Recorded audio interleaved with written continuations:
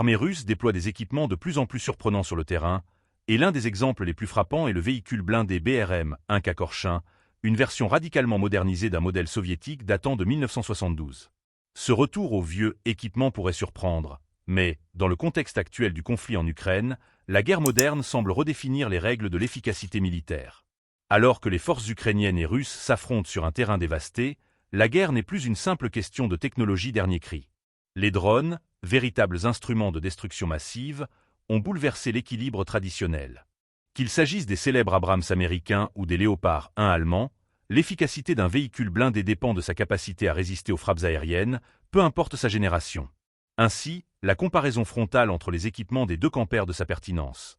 Sur le terrain ukrainien, les véhicules blindés servent avant tout de soutien à l'infanterie, en tant qu'élément d'appui-feu, ou encore pour transporter troupes et ravitaillement. Le BRM-1K Korchin, dérivé du véhicule de reconnaissance soviétique BRM-1K, est un exemple frappant de la manière dont la Russie modernise des équipements anciens. Ces véhicules, de plus de 50 ans, n'ont pas été mis de côté, mais reconfigurés pour répondre aux défis contemporains.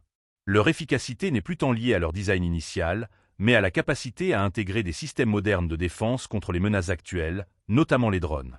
Initialement, le BRM-1K a été conçu pour des missions de reconnaissance à grande profondeur, à une distance de 50 à 80 km de la ligne de front.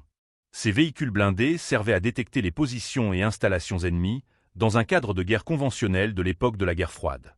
Cependant, avec l'évolution du conflit en Ukraine et l'usage massif des drones, la mission de ces véhicules a dû être repensée.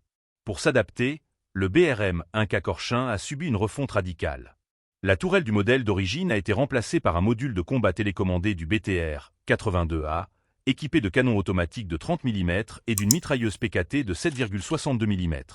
Cette modification permet au véhicule de mieux faire face aux nouvelles exigences de combat, tout en offrant une meilleure puissance de feu. Ce n'est pas tout. Le moteur a été changé pour améliorer les performances, et l'électronique a été intégralement mise à jour.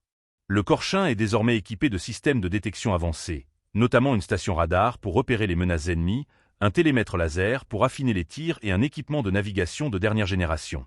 Cette modernisation montre une volonté stratégique de la part de la Russie de tirer parti de ses anciens équipements, qui, malgré leur âge, restent opérationnels et capables de remplir des missions cruciales.